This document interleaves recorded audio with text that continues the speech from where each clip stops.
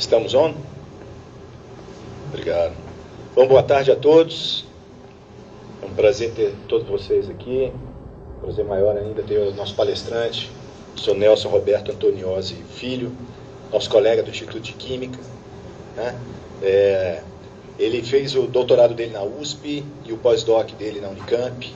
Depois ele entrou como professor aqui na universidade, na UFG, e é professor titular, né? Tem uma atuação muito forte aqui na universidade.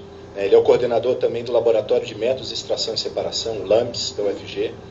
Ele foi responsável pelos projetos de criação dos programas de mestrado em Química Acadêmica e Profissional da UFG, de doutorado multi-institucional em Química da UFG, Universidade Federal do Mato Grosso do Sul e UFU, antes deles, lá no Instituto de Química, colocarem um específico em Química aqui, já da UFG, que é conceito 6 também. Nossos colegas aí do lado também são conceito 6 como nós. E o doutorado também em Ciências Ambientais da UFG. Tem participado de vários programas de pós-graduação, né? Publicou aí 119 artigos em periódicos, depositou 4 patentes, né? Proferiu dezenas de palestras. Eu acho que vocês já viram ele na televisão, na Globo. Eu já vi. Eu já vi. Ele atua em várias áreas, né? Ele tem aqui... apresentou centenas de trabalhos em eventos enfocando o uso da cromatografia e outras técnicas analíticas. Trabalha aí, o doutorado dele foi justamente em Química Analítica, né? A especialidade dele é em Química Analítica, né? Na análise de poluentes ambientais, óleos e gorduras vegetais e animais, fármacos, alimentos, combustíveis fósseis, biocombustíveis, biolubrificantes, biograxas e fluidos biológicos. Hoje ele vai estar falando para a gente de câncer. A gente vai ver como é que ele está atuando nessa área específica, né? Atua também na área de ecotoxicologia aplicada a poluentes ambientais, combustíveis e lubrificantes. Ele recebeu diversos prêmios, hein? Prêmio FINEP de inovação da região Centro-Oeste em 2012. Teve o prêmio de pesquisador de destaque em 2019 da SBPC, da Sociedade Brasileira de Pesquisa em Ciência, né?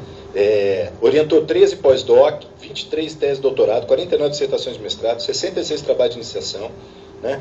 Atua desde 2005 como um dos coordenadores da Rede Brasileira de Tecnologia de Biodiesel, tendo coordenado 3 redes de pesquisa do CNPq e da FINEP, envolvendo um total de 16 instituições nacionais de ensino e pesquisa.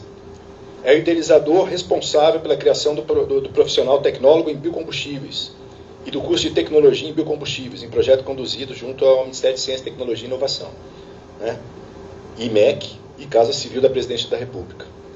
O professor Nelson hoje vai estar falando para a gente de algo que ele, há 4 anos atrás, eu acho, né, Nelson? Começou, estava no início e hoje está mais longe ainda, mais avançado. Foi fantástica a palestra anterior. Hoje a gente vai ver onde é que está o estágio dessa pesquisa que ele vem fazendo com essa técnica extremamente interessante, utilizando a cera do ouvido. Professor Nelson, é um prazer ter você aqui no nosso instituto.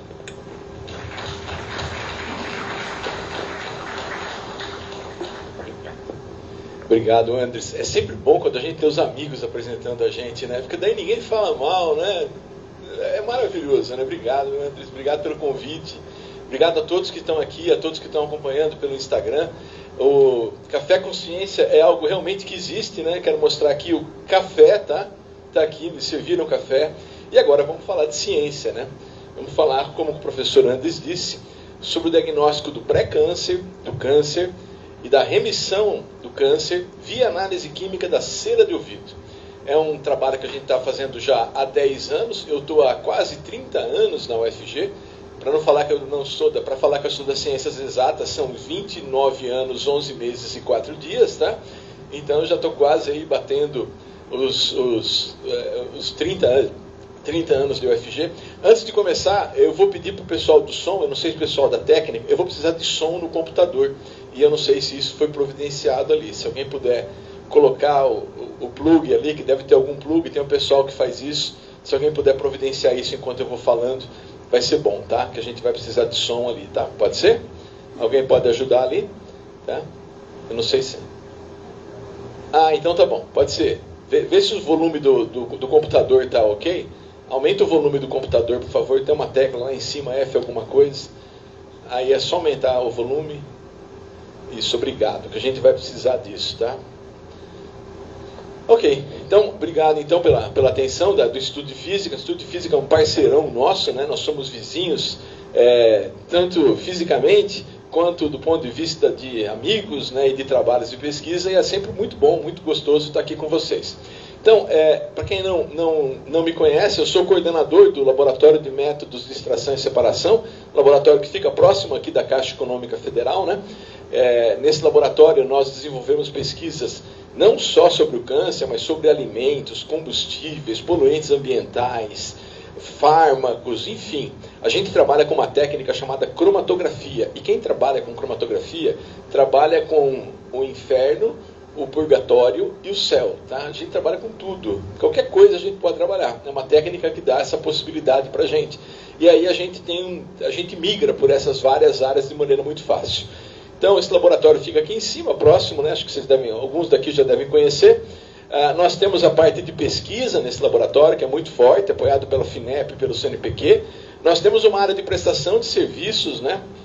Que nós temos um contrato com a ANP.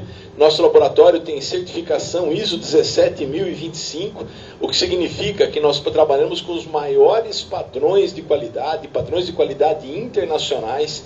Tudo aquilo que a gente faz em termos de análise não tem discussão jurídica, porque tem rastreabilidade, tem confiabilidade, os equipamentos são calibrados, as pessoas são devidamente treinadas para operar esses equipamentos. Então, em química é muito comum a gente buscar esses padrões de qualidade, e aqui dentro da UFG existem só 2 laboratórios com esse padrão de qualidade, nós e o CPA.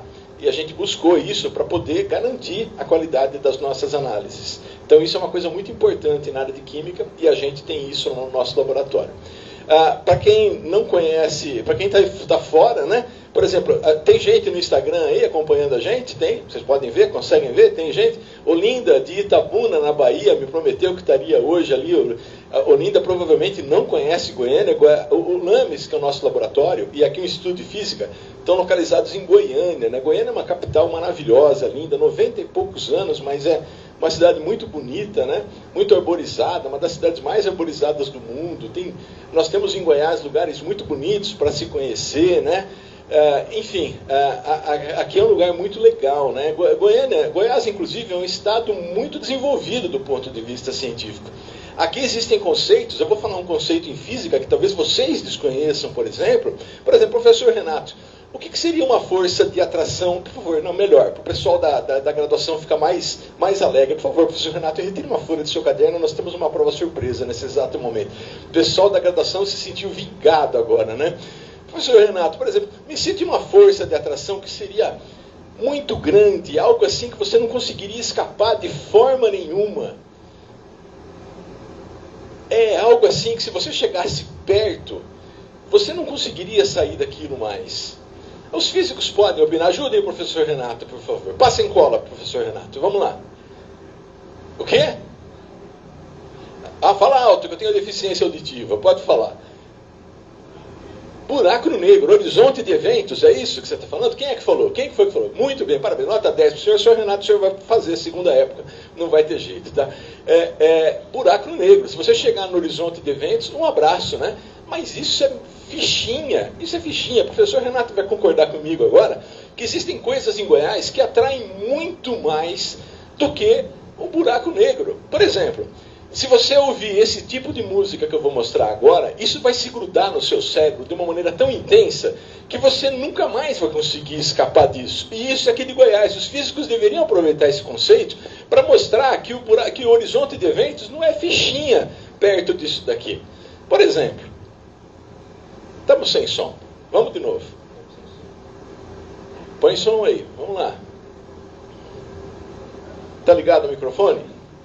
Tem que estar ligado agora, que isso aí é fundamental para a minha palestra. Sem essa parte, eu não consigo explicar o resto.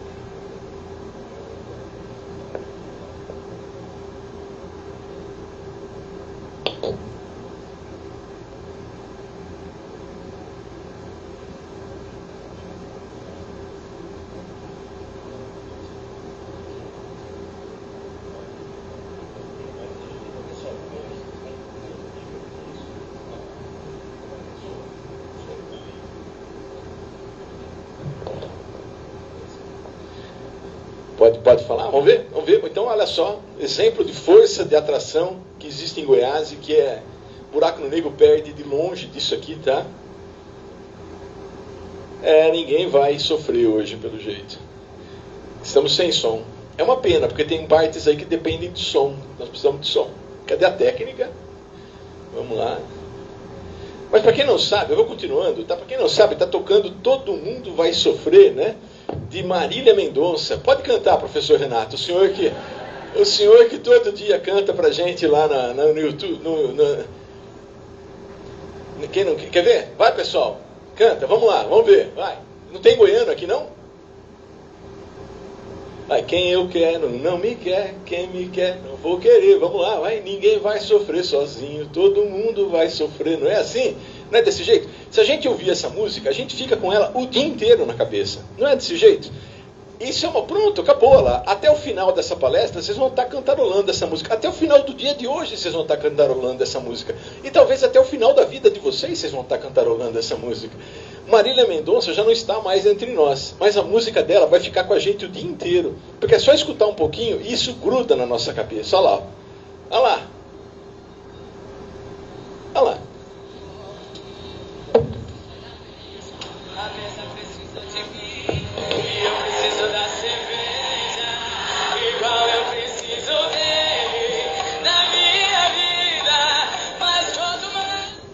Tá bom. Senão ninguém vai mais conseguir pensar em outra coisa. Ótimo.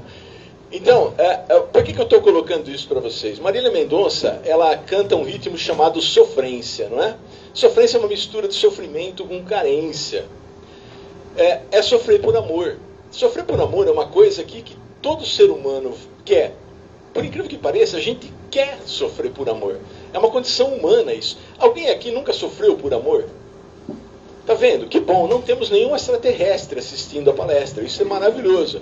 Porque normalmente isso seria algo de alguém de fora desse planeta. Porque todo mundo já sofre ou sofreu por amor, não é verdade? Tem gente chorando agora enquanto eu estou falando isso. Então, é um sofrimento que a gente quer. Mas tem... Não, amiguinho. Fazer prova de física é um outro tipo de sofrimento também. A gente sabe disso. Mas é um sofrimento ainda legal. Mas tem sofrimento que a gente não quer ter. E ele tem nome. Câncer.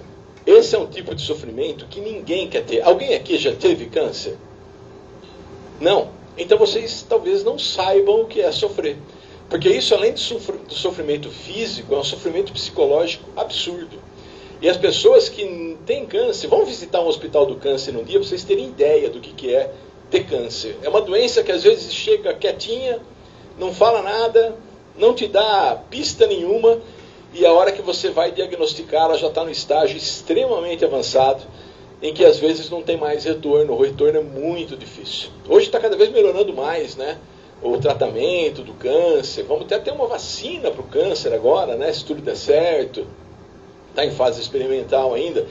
Mas o câncer é uma doença que vai matar até 1/4 das pessoas que morrerão nos próximos 25 anos. Isso é muita coisa. É a segunda doença que mais vai matar. E já existem projeções que mostram que esse número deve aumentar até 2050.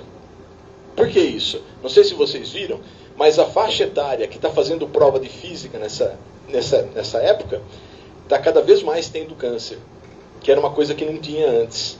Por uma série de coisas. Por quê? A gente joga mais ou menos umas 100 mil substâncias químicas novas no meio ambiente todo mês. E aí? O que isso pode fazer com a gente? Isso pode fazer muita coisa, né? Então o câncer pode ser derivado de muita coisa. O pessoal fala assim, vai fazer exercício, vai comer bem, vai não sei o quê. Tem um monte de coisa que pode influenciar a gente ter câncer ou não. E aí é muito difícil saber o que fazer, realmente. Mas tem uma coisa que a gente precisa fazer. Como é que a gente consegue evitar com que o câncer nos mate? Diagnosticando ele o mais cedo possível. Para a gente poder ter sucesso no tratamento do câncer, O sucesso do tratamento depende do diagnóstico precoce. Quanto mais cedo a gente detecta a projeção da doença, maiores são as chances que a gente tem de sucesso no tratamento. Se a gente perguntar para um médico, escuta, o que significa diagnóstico precoce? Ele vai falar assim, hoje, com a tecnologia que nós temos, diagnosticar precocemente o câncer significa diagnosticar nos estágios 0 e 1. São 5 estágios pelos quais o câncer passa, que vai desde o início do processo, que é uma inflamação celular, até a metástase, que é o estágio 4. Isso aqui é uma parte do que é chamado de tumorogênese. É a gênese do tumor, a evolução do tumor. Com a tecnologia que a gente tem hoje, os médicos falam assim, se vocês detectarem o câncer nesses 2 estágios iniciais, a gente tem muita chance de conseguir resolver o problema. E é isso que se busca hoje em medicina, tá? Mas a gente pode melhorar isso? Pode ter algo melhor do que isso? Bom, o processo, ele não começa lá naquele estágio 0. O processo da tumorogênese, na verdade, ele começa com a célula se inflamando. Isso aqui é chamado de inflamação hipermetabólica. Por quê? Aqui é uma mudança metabólica na celular que começa a inflamar a célula. Ela começa a alterar volume, por exemplo, começa a produzir algumas substâncias ali que são diferentes do que ela costuma produzir. Depois disso, a célula começa a se modificar e ela vai para um estágio chamado de displasia. É quase o câncer, é a bola passando na risca do gol, só falta cutucar para dentro. O câncer vem logo em seguida. E aí a gente vai ter aqueles estágios 0, 1, 2, 3 e 4. Então existem estágios que são chamados de estágios pré-câncer. Se a gente conseguir diagnosticar esses estágios pré-câncer, melhor ainda, não é? Essa é a ideia desse trabalho, tá bom? Vou mostrar algumas aplicações aqui, algumas coisas que a gente já detectou, só para vocês terem ideia. Mas tem outras maneiras de surgir o câncer. Às vezes, por exemplo, alguém tem gastrite aqui? Alguém tem gastrite? Não é possível que ninguém tenha gastrite. Úlcera, alguém tem úlcera? Não ainda. Alguém tem metaplasia estomacal? Não? Ótimo. Então vocês não chegaram no estágio que é um estágio muito comum para início da formação do câncer de estômago. Tá ok? A metaplasia é uma alteração celular em resposta à agressão, por exemplo, que o ácido clorídrico realiza no nosso estômago quando você tem uma lesão que pode ser uma gastrite. Tá ok? Então, esse é um primeiro estágio que é anterior ao processo de inflamação hipermetabólica, que depois leva à displasia, que depois leva ao câncer. Então, nós temos aqui outros estágios pré-câncer. Além disso, a gente pode ter a seguinte situação. A célula normal se inflama e depois ela se converte num tumor benigno. Daqui para cá, pode ser rápido ou pode ser devagar. Tá? Mas quando ocorre desse jeito aqui, normalmente essa progressão é mais rápida. Um tumor benigno pode se converter em câncer? Pode se converter em câncer, sim. Mas tem alguns tumores benignos que eles demoram um pouco mais para se converter em câncer, porque eles já se formam sem a célula se inflamar. E depois ocorre a inflamação, depois a displasia e depois o tumor. Então, são várias maneiras que a gente tem de ter um câncer. A tumorogênese ela pode ser bem diversa. E a gente tem que conhecer esses estágios aí. Cistos pode se converter em câncer? É difícil, mas pode. É muito difícil, mas é possível, tá? Mas é um estágio que a gente também avaliou no nosso trabalho, tá? Então, nós temos aí, cistos e metaplasias são estágios que são, assim, anteriores ao pré-câncer, tá? Então, a gente avaliou, mas são estágios que, normalmente, não são estágios que a gente considera dentro da tumorogênese, tá? Tumor benigno pode ser, pode não ser. É um meio termo ali. Mas esses estágios aqui, inflamação hipermetabólica, displasia e, como os médicos querem, o estágio 0 e o estágio 1 do câncer, esses são maravilhosos. Se a gente tiver uma técnica que consiga detectar esses estágios, a gente está entregando para o oncologista tudo o que ele quer. Uma possibilidade de sucesso no tratamento. Então, hoje, o que a gente busca é diagnosticar o câncer nesses estágios que eu estou mostrando aqui para vocês, tá?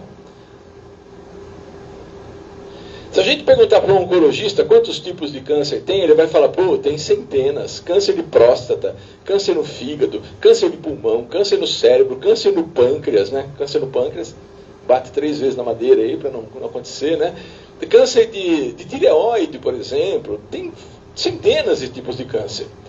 Mas do ponto de vista bioquímico, o câncer, ele é um único processo, que ocorre lá na mitocôndria. Vocês já ouviram falar da mitocôndria?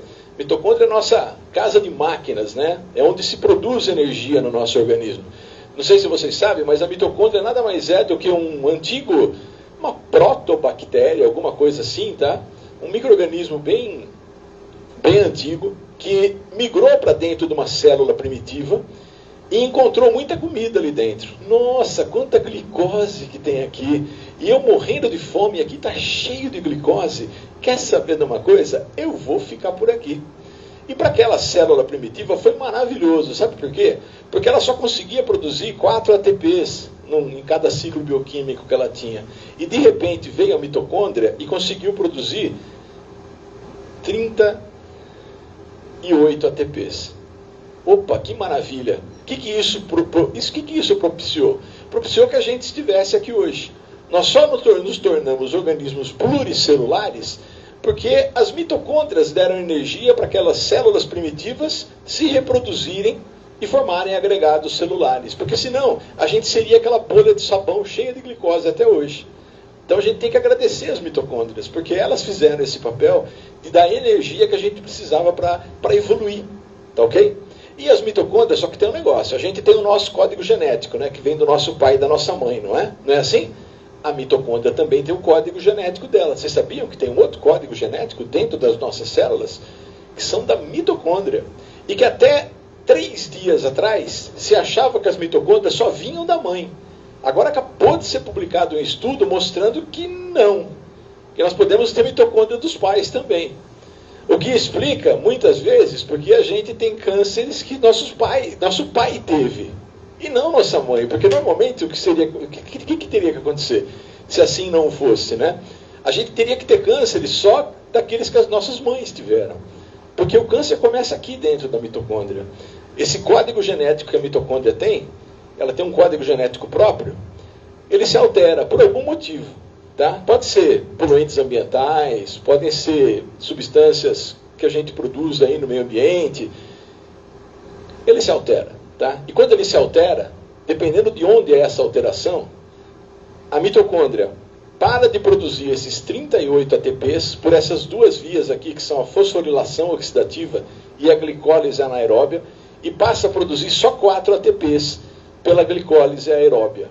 Isso aqui é um problema muito sério para a célula, porque ela, para se manter viva, ela precisa aumentar a velocidade do seu metabolismo. A célula cancerosa se caracteriza por isso. Ó, saímos de 38 para 4. Você tem que aumentar 10 vezes o metabolismo para compensar essa situação, para poder voltar a produzir a quantidade de energia que produzia antes. É o que essa célula cancerosa faz. Ela aumenta em 10 vezes o seu metabolismo. Isso é conhecido como efeito Warburg, é um efeito, inclusive, que é utilizado para aqueles exames de PET-CT, que a física está tão envolvida dentro delas, que é uma glicose fluorada radioativa, que se acumula nas células cancerosas, porque a célula cancerosa quer comida, ela quer glicose, ela está louca por glicose. Mas é só glicose que essas células metabolizam? No meu caso, acho que sim, porque eu não sei por que consigo depositar muita gordura, mas, enfim, não é para ser só assim, tá? As células, elas metabolizam carboidratos, mas também metabolizam proteínas em situação de muita fome, tá? De muita falta de alimento, e metabolizam lipídios também. Essa metabolização, quando ela é alterada na célula cancerosa, essa produção de substâncias químicas se modifica radicalmente. Tem uma mudança de produção de substâncias químicas.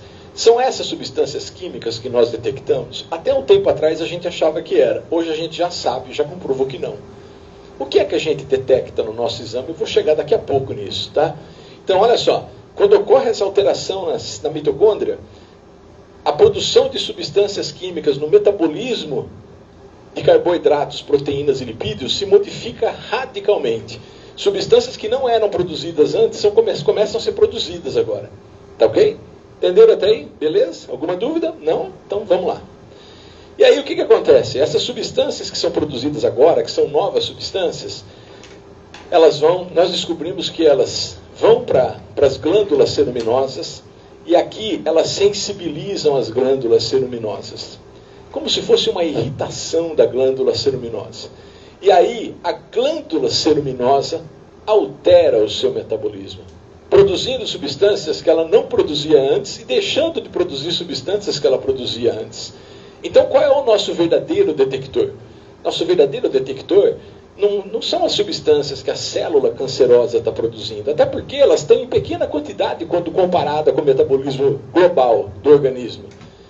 O que nós detectamos é que a cera de ouvido tem uma modificação de produção, modifica a sua composição quando substâncias produzidas pelo câncer estão no nosso organismo. Entenderam como é que é o processo? Nós descobrimos que as glândulas ceruminosas são um detector de doenças. E não só para o câncer, porque a gente já fez para o diabetes, está fazendo agora para o Alzheimer e para o Parkinson, estamos fechando já o trabalho, e outras substâncias de cunho metabólico. Tendo alguma alteração metabólica, quer dizer, tendo alguma alteração mitocondrial, a gente consegue detectar na cera de ouvido. Entenderam? O quanto isso aqui, que a gente até outro dia pegava o cotonete e jogava fora, o quanto isso aqui é importante? Já não vão mais usar cotonete, né? Por favor, não usem, tá? A gente precisa da cera de ouvido de vocês. E aí, acontece o quê? Lá na cera de ouvido, começam a depositar substâncias que são substâncias novas, outras substâncias deixam de ser produzidas, e a gente vai lá, colhe a cera de ouvido e analisa essas substâncias. Aqui, vocês acharam que tem muitas substâncias aqui? Bom, nós já identificamos 2.500 substâncias diferentes em 1.200 voluntários. A cada dia, esse número de substâncias cresce. Quando eu vim aqui há 4 anos, eu falei de 27 substâncias que a gente monitorava. Hoje, nós monitoramos essas 2.500 substâncias. Todas elas nos fornecem informações. Ah, mas dá para fazer um detector para uma única substância? Ah, eu vou montar um sensor só para uma única substância? Não perca seu tempo. É a combinação dessas substâncias que matematicamente, estatisticamente a gente consegue ver, mas a olho nu muitas vezes não, é que diz se uma pessoa tem câncer ou não. Entenderam? Então, a gente precisa continuar analisando essas 2.500 substâncias. Não dá para pegar e fazer um negócio, eu vou fazer um sensorzinho, um cotonetezinho que eu vou enfiar ali e vai dizer se a pessoa tem câncer ou não.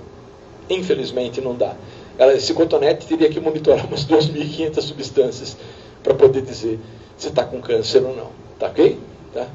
Então, ok. Então, essas substâncias aqui, elas são chamadas de metabólicos orgânicos voláteis, que elas são provenientes do metabolismo das glândulas ceruminosas, que tiveram o seu metabolismo alterado por conta das substâncias que o câncer está produzindo no organismo da pessoa.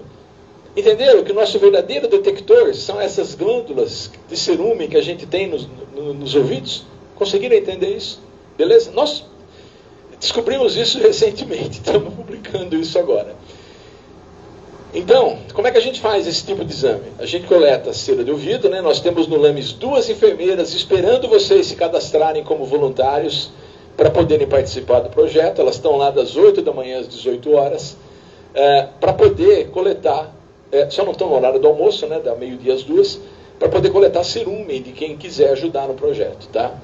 Então, quem quiser, no LAMES aqui tem essas 2 enfermeiras contratadas para fazer isso. Fora isso, nós temos uma médica otorrinolaringologista, a doutora Camila, que participa com a gente também do projeto.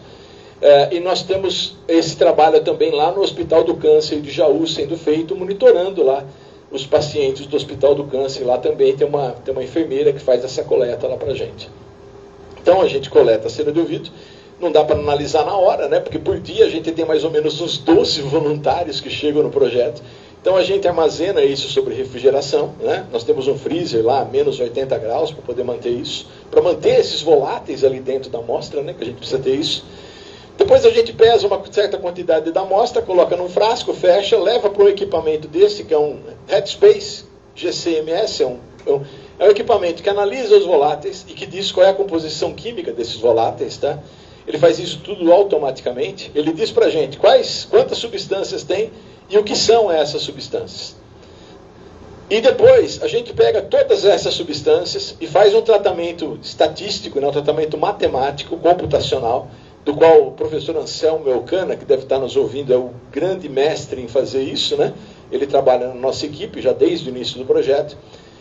Ele usa ferramentas, né, de quimiometria, como a gente chama, né? A gente chama de quimiometria, mas poderia ser fisicometria também, enfim, mas a gente chama de quimiometria. E a gente, a partir dessas técnicas quimiométricas, que são técnicas estatísticas, a gente monta aquilo que é chamado de cerumenograma. O que é um cerumenograma? Vamos começar por convenção, tudo que tiver em vermelho aqui é indivíduos com câncer, tá ok? Tudo que tiver em azul são indivíduos sem câncer. Estão vendo que é uma separação completa dos dois grupos aí, com e sem câncer? Estão vendo? Tem um pessoal aqui com câncer, aqui desse lado, sem câncer aqui desse outro lado. E aqui, não sei se vocês estão conseguindo enxergar, mas tem um pontinho que está marcado aqui em verde. Tudo que tiver em verde é indivíduo teste, é voluntário teste. Tá? Voluntário que chegou lá no LAMES, eu quero saber se eu tenho câncer ou não. No caso desse voluntário, a amostra dele caiu do lado azul. O que significa então? Que ele não tem câncer, exatamente, tá? Diagnóstico dele para risco oncológico, ele não tem câncer, tá ok? Beleza? Então tá ok. Então vamos lá. Eu já falei como a gente faz isso, acho que eu não vou, como perdeu muito tempo lá com a Marília Mendonça, eu vou passar reto, mas assim, aquele é o equipamento, né? Esse aqui é o equipamento que a gente usa. Vou mostrar para vocês. Aqui tem um vídeo mostrando como é que é feito isso. Aqui estão os frascos, né, contendo cera de ouvido. Eles têm uma abertura aqui em cima com um selo de polietileno, que ele pode ser perfurado por uma seringa. Isso aqui é um robô. Esse robô vem, seleciona o frasco e leva para uma incubadora. Nessa incubadora, o que acontece? Essa incubadora aquece e agita o frasco. Tá? E aí essa agitação é feita por mais ou menos 1 hora. Aqui está... Foi feito um vídeo rápido só para mostrar, tá? Não vamos ficar 1 hora esperando isso, não é verdade? Mas enfim, aqui ó, tá agitando e aquecendo. Depois de 1 hora, esse braço robótico vem novamente, abre aqui, e aqui dentro tem uma seringa aquecida. Essa é uma caixinha que aquece a seringa. A seringa penetra dentro do frasco, furando aqui o septo de polietileno, coleta o que está aqui dentro, coleta os voláteis que foram formados e introduz aqui dentro desse equipamento. Esse equipamento, ele separa todos os componentes e diz qual é a composição de cada um. O que é cada um dos componentes, tá? É aí que a gente chega. Depois ele vai lá e tira, né, a amostra, né? Tira a amostra e leva de volta. Aqui tudo isso aqui é automático.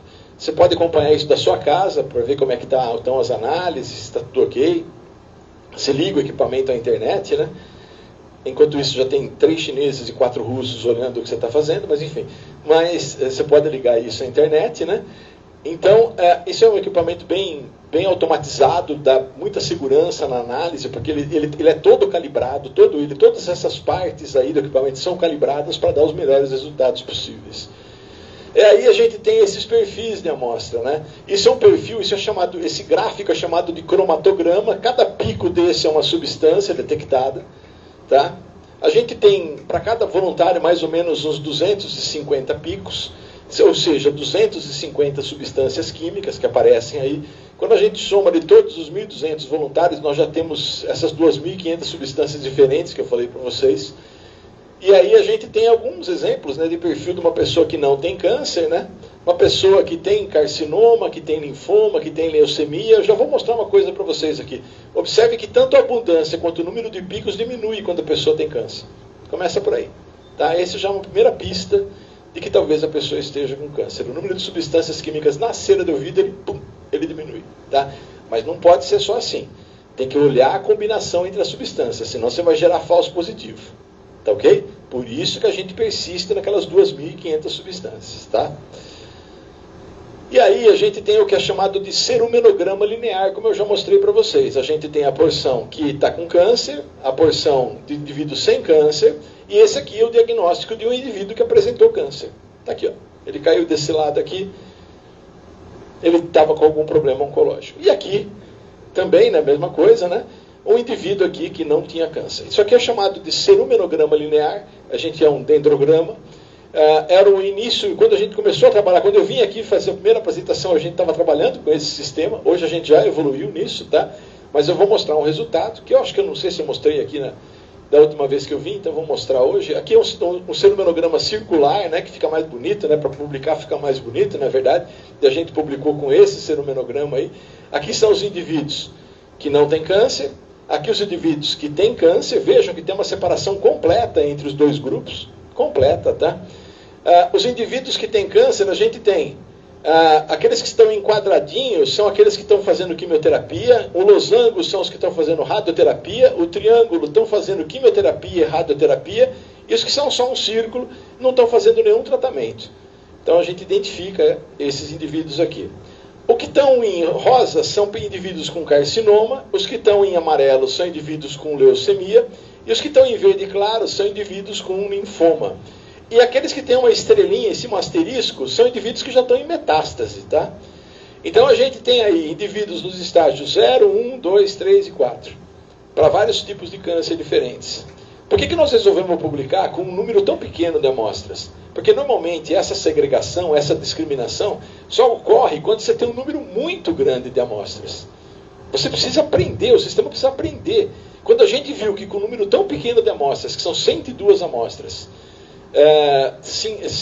o grupo com câncer 52 amostras e o grupo controle com 50, a gente falou, vamos publicar isso aqui logo, porque com um N tão baixo a gente já consegue discriminar. Pô, a hora que aumentar esse N, e realmente, a hora que aumentou esse N, cada vez ficou melhor, tá? Então a gente publicou isso, né? Isso foi aquela publicação que eu vim apresentar aqui para vocês há alguns anos, foi em 2019, professor Andres, aqui, tá vendo? Eu vim apresentar aqui logo depois que ele foi publicado. É o cenumerograma, uma nova fronteira no diagnóstico de câncer em humanos. E um caso, né, vou mostrar alguns casos práticos, né, de diagnóstico que a gente teve.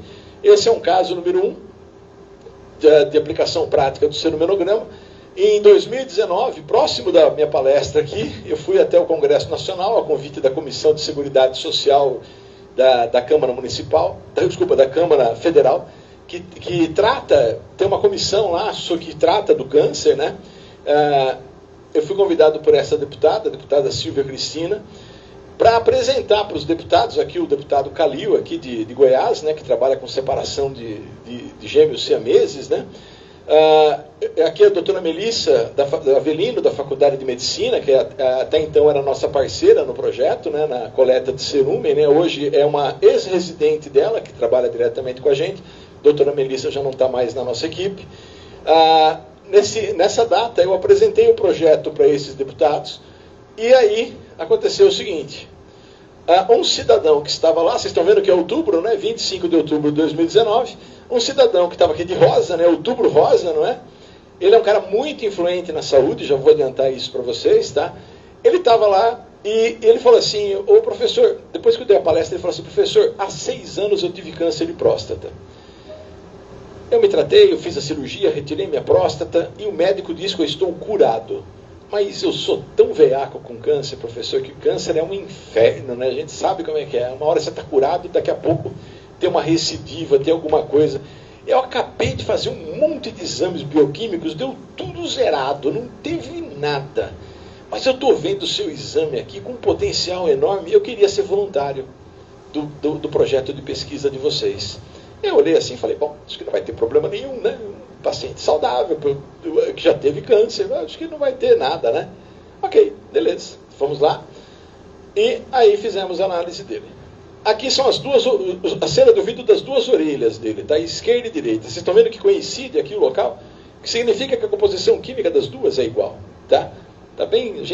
Como ele tinha muita cera, a gente coletou as duas. E aí a gente repetiu o ensaio e viu que nas duas ele apontava... Qual era a situação dele aqui? Ele estava com... Estava lá no lado vermelho, né? Ok.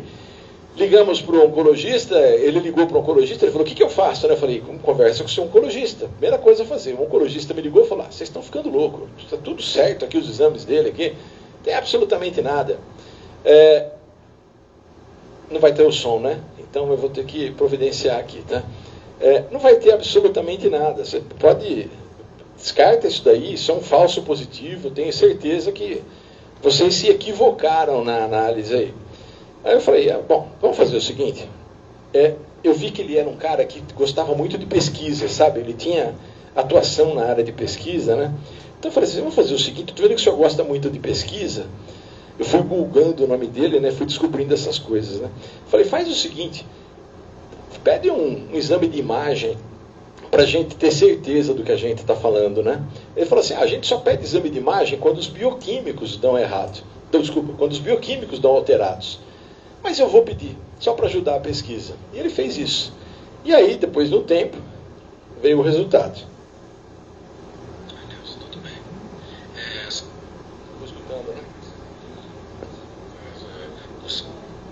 Espigolon, né? Oi, Nelson, tudo bem? Só para te dar um feedback, você deve estar entrando em contato por causa do seu Espigolon, né? A gente fez o PET com PSMA e realmente identificou uma recidiva da doença dele, uma recidiva bem pequena. Era um linfonodo de 0,7 centímetros na cadeia ilíaca externa esquerda. Então, pode ser que realmente o teste deu positivo por isso. Não foi um falso positivo, tá ok? Qualquer coisa, entra em contato. Entenderam? Entenderam o que aconteceu? Ele realmente estava com câncer, tá? Esse cidadão, ele é um cara muito influente na saúde, como eu disse para vocês. Ele é uma pessoa que atua muito no Hospital Amaral Carvalho, em Jaú. E em retribuição, eles nos colocou lá dentro do Hospital Amaral Carvalho. Hoje o Hospital Amaral Carvalho é um grande parceiro que nós temos. Um maravilhoso parceiro. Se vocês querem um hospital humanizado, com profissionais que se interessam pelo paciente, lá é o lugar. Tá? Lá é o lugar para se tratar de um câncer. É fantástico ali, a estrutura é muito boa. E eu descobri que lá tem goianos trabalhando lá. Olha que coisa maravilhosa. A chefe de pesquisa, a doutora Patrícia Milhomem, ela não é a coordenadora do projeto, a coordenadora é a doutora Cristina Moro, que é a responsável pelo hospital, mas a chefe da pesquisa geral se chama Patrícia Milhomem. Milhomem é um sobrenome bastante conhecido aqui em Goiás, né? E toda a família dela aqui é de médicos. Ela é quase um Rassi, né? Rassi aqui também é assim, né? E os Milhomens são todos médicos muito competentes e ela atua junto com a gente dentro desse trabalho de pesquisa. São pessoas assim maravilhosas e profissionais de pesquisa fantástico que nos dão um apoio, um suporte muito grande na área de oncologia, que é uma área que a gente não entende absolutamente nada. Não é? Nós somos químicos. A gente teve que aprender um pouquinho de oncologia para tentar compreender esses processos aí que ocorrem. Mas eles nos dão esse suporte. Então esse foi o primeiro caso, tá? Aí aconteceu o seguinte. Sim, nós acompanhamos o câncer o nome dele é José Luiz Espigolon, ele pede para que seja dito o nome dele, porque ele quer ser usado como exemplo de sucesso do projeto. Nós acompanhamos o câncer dele ao longo dos anos. Lembra que nós coletamos lá em outubro, né, de 2019, aí anualmente a gente foi coletando a amostra deles e até 2022 foi tudo dando positivo. O que ele foi fazendo de tratamento ao longo desse tempo? Foi fazendo radioterapia. Fez 36 sessões de radioterapia ao longo desses anos. Imagina se a gente não tivesse diagnosticado isso cedo, né? O que talvez pudesse ter que ser o tratamento, talvez pudesse envolver químio, ou o câncer poderia ter se alastrado para outros lugares. Então a gente pegou o câncer ali no processo inicial. Inclusive, 7 milímetros, um câncer de 7 milímetros, é mais ou menos muito próximo do que o PET-CT consegue enxergar, ou que o PET-PSMA consegue enxergar. Porque esses exames de imagem só conseguem enxergar aquilo que está acima de 5 milímetros. Se você tiver com câncer abaixo de 5 milímetros, talvez o exame de imagem, que é o padrão ouro hoje, na oncologia, não consiga detectar. Mas a gente consegue. Para a gente é mamão com açúcar. Pode pôr aí 1 milímetro, meio milímetro, põe aí, a gente consegue detectar. Agora, a dificuldade da medicina é descobrir onde é que está. Mas aí, com os meses passando, uma hora, algum exame já tradicional consegue detectar, e a gente tem alguns exemplos assim, tá? Mas chegou em 2023, 9 de janeiro de 2023, nós coletamos a amostra do seu Espigolon e deu negativo para câncer. Aqui, ó, livre de risco oncológico. Ligamos para o seu Espigolon e falamos, seu Espigolon, procure seu oncologista, faça o exame de imagem, tá? E verifique, porque para a gente aqui o senhor está zerado. Então, ó, observe, nós coletamos durante 4 vezes aqui o cerúmen dele, tá? E aqui estão os exames de imagem relativos às 4 vezes que nós coletamos em formas diferentes, que é para vocês verem que tem diferentes formas de ver isso, mas sempre o câncer dele apareceu na primeira vez, apareceu na segunda, apareceu na terceira coleta, confirmando o que o serumenograma dizia, que continuava com câncer. Na quarta vez, puff, desapareceu. Depois que nós fizemos o serumenograma, ele foi lá, fez o exame de imagem e o câncer já não existia mais. E a gente estava dizendo que ele estava sem câncer já. E aí, hoje a gente conversa muito por WhatsApp, né? Eu falo que o celular vai ser muito bom um dia, que a gente vai poder conversar com ele, né? Vai ser maravilhoso. E aí eu perguntei para ele, né? Ainda aparece sinal no PET-CT, né? Ele falou, segundo o meu uronefrologista, não. Eu falei, o que confirma o resultado do serumenograma, né? Ele falou, isso mesmo, estou muito feliz e agradecido. Deus abençoe o extraordinário trabalho de você e toda a equipe. Então é esse o tipo de situação que a gente tem hoje, que a gente está ajudando muita gente, esse é só um exemplo para vocês verem, tá? Mas eu queria associar ele ao Hospital do Câncer, que a gente está trabalhando lá hoje, porque também foi muito difícil para a gente encontrar um hospital que nos aceitasse, tá? Mas isso é conversa para uma outra situação.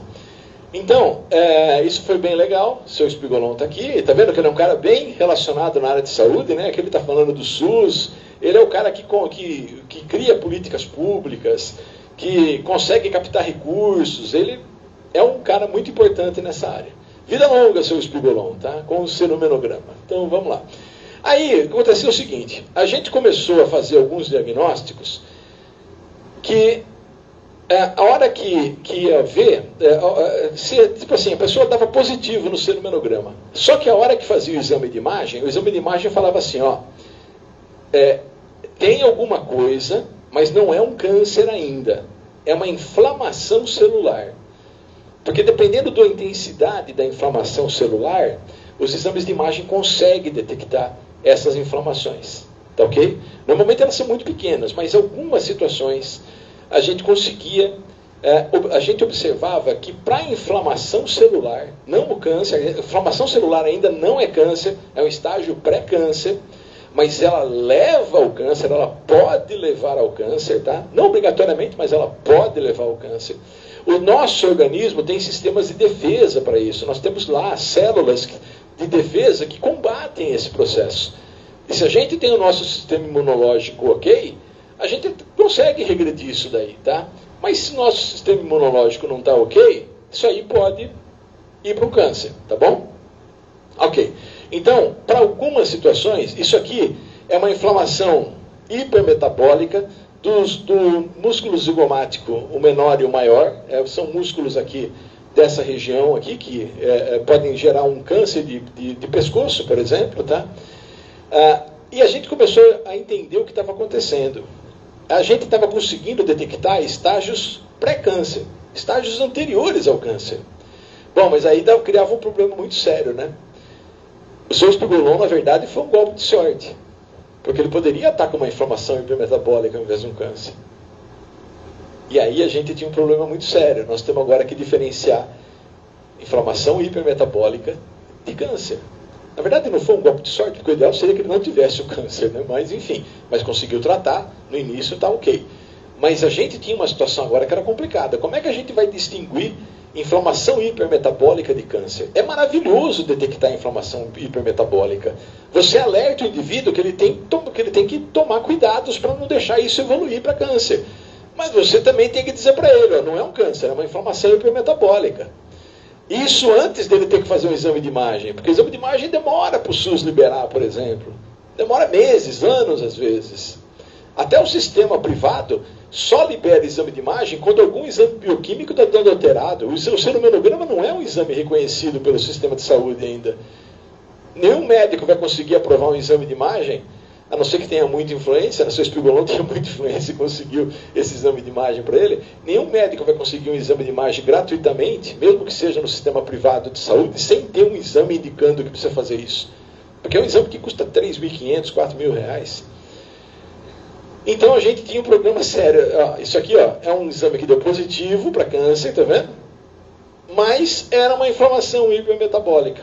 O SUV, a absorção, estava abaixo de 11. Abaixo de 11, ou é inflamação hipermetabólica, um pouquinho mais acima é uma displasia, tá?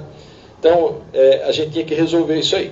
E aí, Como é que a gente fez? Bom, sim, a gente aproveitou e falou assim, bom, já que a gente está tendo resultado positivo para inflamação hipermetabólica, vamos dar uma olhada em displasia, em metaplasia, em cisto e em tumor benigno. Lembra que eu mostrei para vocês que eram estágios anteriores também? O que a gente observou? Que displasia também dava resultado positivo. Tá? Nós pegamos indivíduos com displasia, com metaplasia e com tumor benigno. Tumor benigno não dava resultado positivo. Displasia dava. Metaplasia também não dava resultado positivo. Então, o que nós observamos? Que essa via de tumorogênese, que é a principal, que é a célula normal se convertendo numa inflamação e depois indo para uma displasia, chegando até o câncer, a gente conseguia detectar ela por completo. O que é o melhor dos mundos, porque a principal via de formação de câncer é essa daí. Tá? Então, falamos, bom, beleza, temos um exame aí que é bem legal para poder pegar a tumorogênese. Então, como eu falei para vocês, a gente tinha resultados positivos para essas 3 fases, né? E resultados negativos para células normais, tumores benignos, cistos e metaplasias.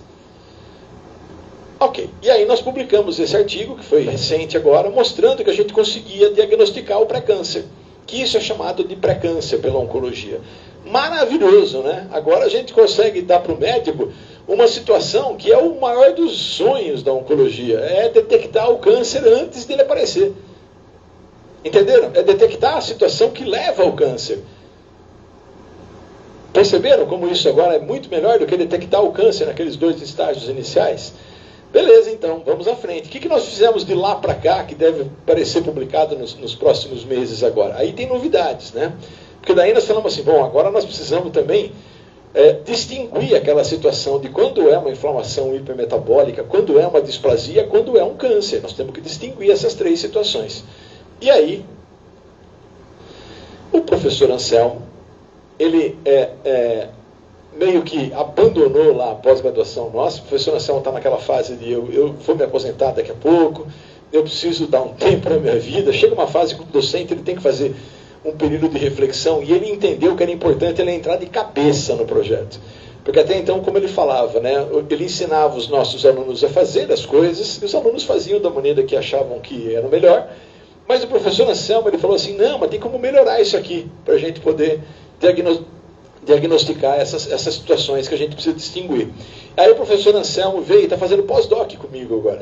Ele está lá estou na supervisão do pós-doc. Na verdade, ele faz tudo sozinho, não tem que supervisionar nada, não entendo absolutamente nada do que ele faz, mas ele está oficialmente lá como pós-doc do grupo, e isso deu um up muito grande ao nosso trabalho. O professor Anselmo nos ajuda muito dentro disso, ele é o cabeça dessa parte estatística, né?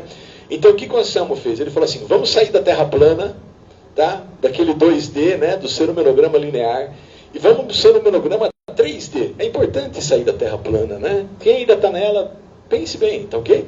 Enfim, e aí o que nós fizemos? Nós colocamos isso em 3 dimensões. Isso é um gráfico em 3 dimensões. O que é vermelho é câncer, o que é azul é um indivíduo que não tem diagnóstico de câncer, e o que está em verde, está vendo um quadradinho verde aqui? É um indivíduo, é um voluntário. Está vendo que esse aqui está bem no meio está no meio dos grupos aqui? Está vendo? Ele está com câncer, não está com câncer. Ele está com o quê? Esse indivíduo que está ali no meio dessas 2 áreas. Nós observamos que as pessoas que têm inflamação hipermetabólica e displasia caem aqui nesse meio. Então aí, o que o professor Anselmo fez? Ele criou uma métrica, tá? Ele colocou assim, ó, valores de 1 a 1,5 são indivíduos que não têm câncer. Valores de 1,51 a 1,69 são indivíduos em pré-câncer. E valores de 1,7 a 2, ou até mais, que às vezes dá mais aqui do que 2, tá? O modelo às vezes muda um pouco, entra alguém que está numa situação pior do que os outros que já estavam no modelo, então aí tem indivíduos que aparecem com mais do que 2, assim como tem indivíduos que aparecem menor do que 1 às vezes também. Tem gente que é super saudável, né? Dentro do nosso modelo. Então o cara é mais saudável do que estava antes, né? do que a gente tinha no modelo. Então ele cai abaixo do 1. Isso é normal, tá?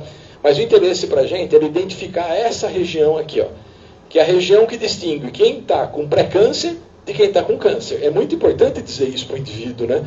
Você chegar para o cara e falar assim, ó, deu positivo para risco oncológico, eu estou com câncer, não sei. Nossa, é terrível isso, né? Você pode estar com pré-câncer. Não, agora a gente consegue distinguir entre pré-câncer e câncer, tá ok? Lógico que esse modelo está toda hora mudando, porque toda hora a gente está recebendo voluntário e toda hora está crescendo esse modelo. Quando é que esse modelo vai ficar consolidado? Quando a gente tiver um número de voluntários grande o suficiente para não alterar mais esses valores. Por isso que a gente pede a colaboração do pessoal da universidade, do pessoal da sociedade para participar como voluntário.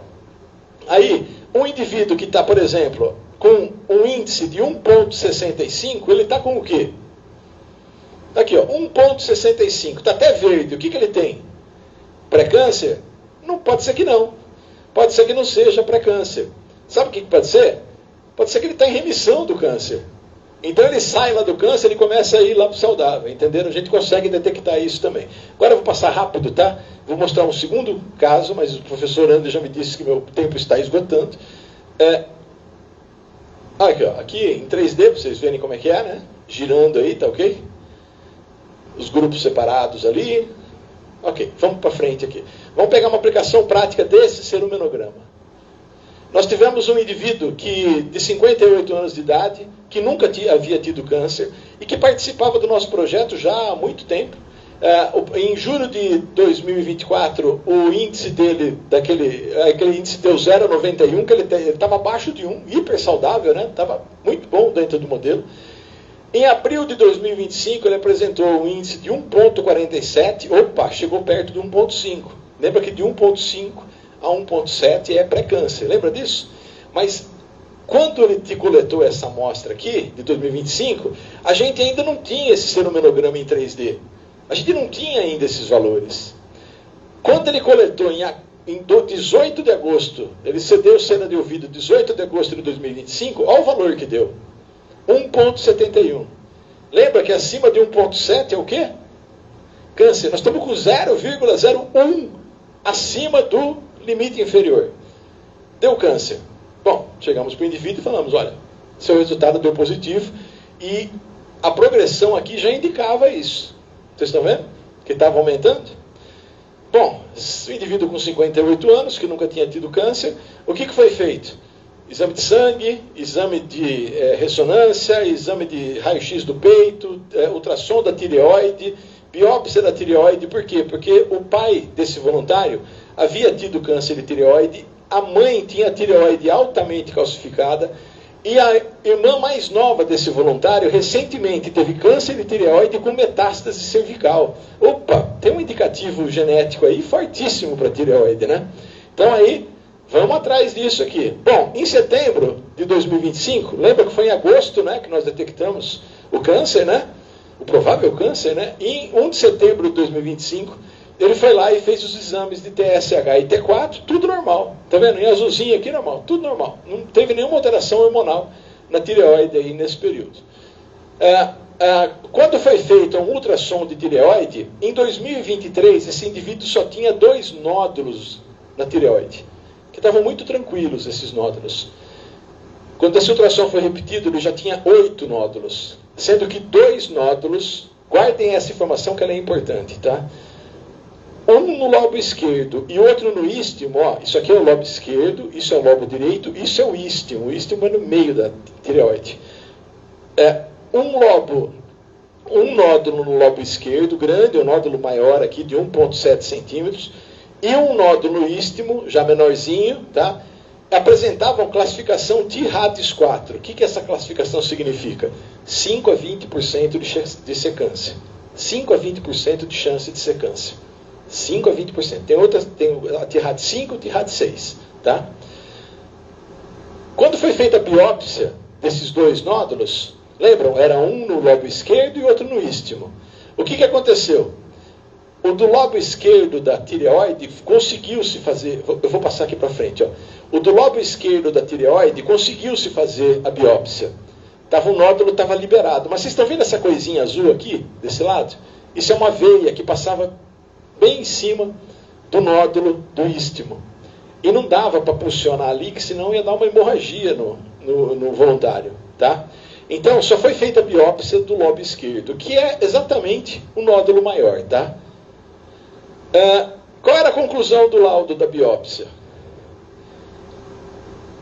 Benigno. Era um tumor benigno. Não era câncer. Mas lembre-se, o outro nódulo não foi puncionado. Tá ok? E esse aí deu benigno. E aí? O que vocês fariam? Professor Renato, qual seria a sua decisão? Deixa quieto, ano que vem eu volto, faço de novo. Acompanhar. O senhor não iria para uma tireoidectomia radical, por exemplo? Perfeito, professor Renato. Então, qual foi a decisão do voluntário? Bom, ele teve que pensar, né? O exame de sangue indicou níveis normais de hormônios. A biópsia de um dos nódulos indicou um tumor benigno, mas com baixa chance de malignidade, inclusive. Tá? Só que não foi possível fazer a aspiração do outro nódulo, fazer a biópsia do outro nódulo. E ele tinha um histórico familiar pesado para câncer de tireoide. Além disso, o serumenograma indicou câncer. E, olha só, que coisa interessante. O médico do voluntário, sabendo da pesquisa da UFG, recomendou que fosse feita a tireoidectomia total. E o voluntário, como confiava muito no nosso trabalho, decidiu fazer a tireoidectomia total. Não foi como o senhor, professor Renato. Tá? Ele foi lá e resolveu tirar a tireoide. Tá ok? Aqui está a tireoide dele. Vocês já almoçaram? Beleza? Joia? Não vai ter nada disso no coffee break, tá? Então aqui está a tireoide retirada, tá ok? Tá? Aqui está a biópsia e mostrando diferenciação celular. Olha aí, professor Renato. O senhor estaria lascado daqui a um tempo. Tá? Mostrando células diferenciadas, ocorrência de diferenciação celular, indicando um carcinoma papilar de tireoide. Parabéns, professor Renato. O senhor iria guardar um câncer de tireoide aí, ia preservar um câncer de tireoide. Estadiamento anatomopatológico, PT1A. O que significa isso? É o primeiro estágio do câncer de tireoide. As células não estavam nem diferenciadas ainda. Tá ok? Elas estavam assim, tinha uma diferenciação, mas elas não estavam ainda enraizadas, não estava saindo de um lado e para o outro, sabe? Inclusive, mostrava aqui que tinha um tumor parcialmente encapsulado. Talvez o organismo até encapsulasse ele ali com o tempo, mas pode ser que não. Pode ser que esse tumor começasse a vazar e começasse a criar uma metástase. Isso é plenamente possível. O senhor continuaria arriscando, professor Renato, depois de fazer essa resposta? Ok. Então, isso confirmou o resultado do serumenograma que indicava câncer. Não é verdade? Então, a decisão do voluntário foi corretíssima. Foi muito bom ele confiar nesse ensaio. Não é? O senhor é um homem de pouca fé, senhor Renato. Tá? Deixa eu falar para o senhor. Como é que está esse voluntário hoje? Como é que está esse voluntário hoje? Porque aí a gente quer saber, né? Será que ele está em remissão? Bom, ele operou no dia 8 de outubro, tá? 8 de outubro, deu um mês agora, né, que ele operou, né, que ele tirou a tireoide, tá?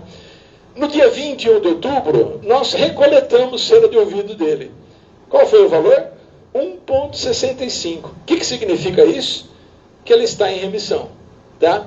Que ele está voltando ao estágio normal. A gente vai coletar isso mais para frente. E o voluntário, ele sempre foi muito fã desse projeto aqui nosso, ele inclusive permitiu a identificação dele, porque ele falou, é muito importante que seja divulgado isso para as outras pessoas saberem que isso realmente é real, isso existe e é confiável, né? Então, esse é o voluntário.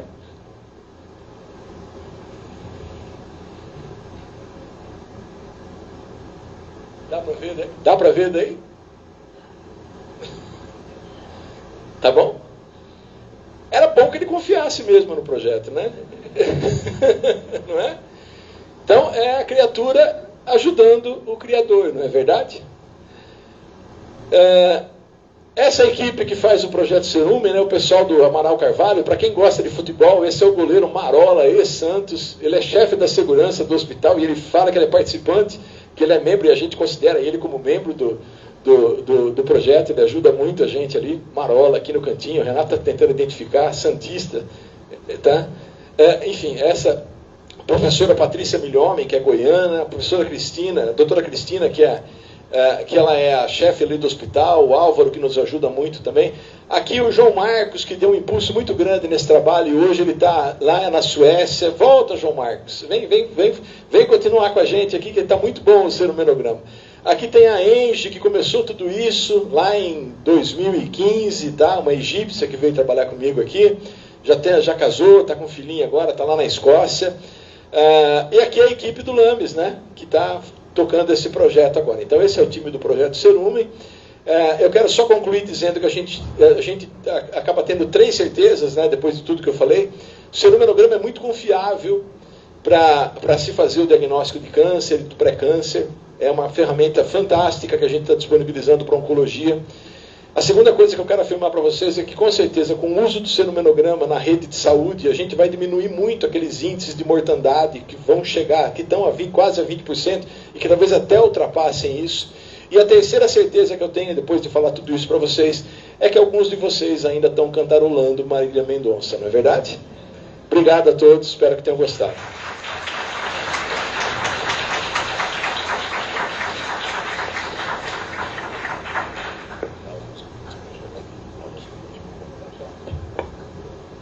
Excelente palestra. Obrigado, Nelson. Bom, Café com Ciência. Café com Ciência tem pergunta. Vamos começar com os alunos. Ana, por favor. Você pode falar alto, por favor?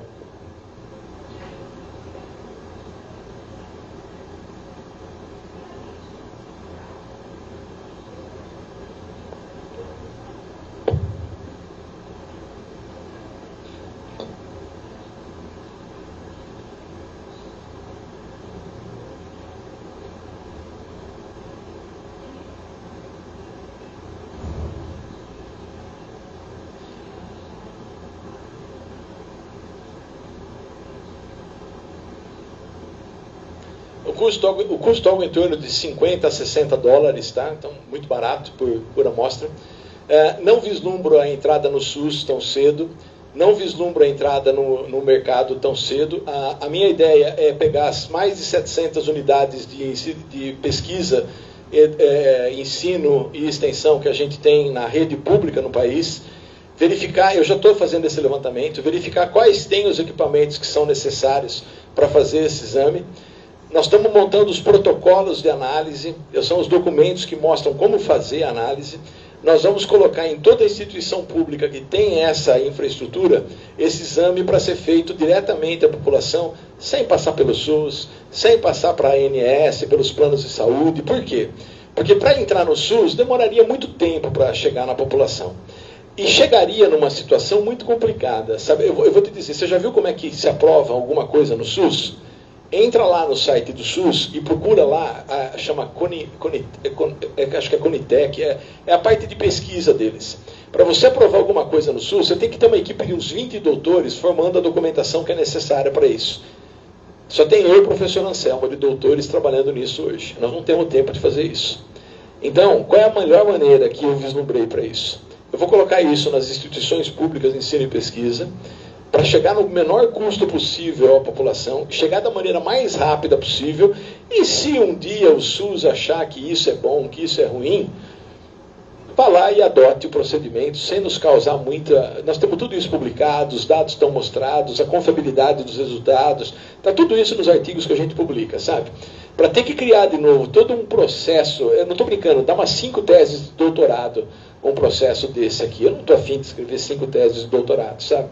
Eu prefiro mostrar o potencial que as universidades públicas têm para atender a população, para não dizerem que a gente só faz síntese de drogas, né, festa do cabide, balbúrdia, não é verdade?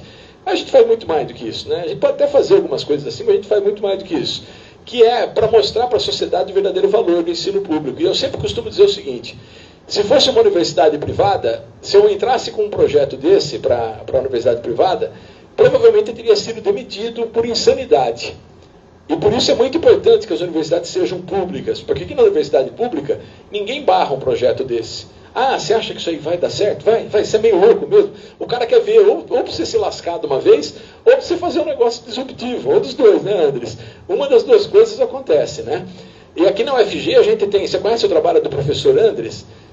conheço o trabalho do professor Anderson, o qual a gente já tem que convidar agora para apresentar um Café com Ciência, porque ele disse que ele nunca se autoconvidou. Faça como eu, use seu autoexame, você entendeu? Ou faça um autoconvite para você mesmo, entendeu? Então, respondendo a sua pergunta, o custo é baixo, tá? E quem deve oferecer isso aí são as universidades públicas. O outro, com relação a distinguir o tipo de câncer, o que nós fizemos agora recentemente, que é um trabalho que o mestrando Rian está fazendo, é diferenciar tumor benigno de tumor maligno em indivíduos saudáveis. Isso a gente já está conseguindo fazer. Mas eu não espero distinguir os diferentes tipos de câncer. Sinceramente, acho muito difícil. Porque o processo metabólico ele é muito parecido. Muito parecido. Talvez a gente até tenha alguma segregaçãozinha, assim, mas, sabe, acho muito pouco provável que a gente consiga ter confiança. Uma coisa que é muito importante é, olhe para sua família. Que câncer do que seu pai, sua mãe, seus avós tiveram? Olhe para isso. Isso é mais importante do que qualquer outra coisa, tá? Tá bom? Mais perguntas? Respondi o que você queria? Obrigado. Tinha uma outra pergunta por aqui. Quem pediu? Achei uma... A prioridade dos alunos. Tinha uma outra... Não? Então agora sim, por favor, Saviano. Fala alto também. Ou se possível, fala alto que eu estou com deficiência auditiva, pelo amor de Deus. É excesso de ser...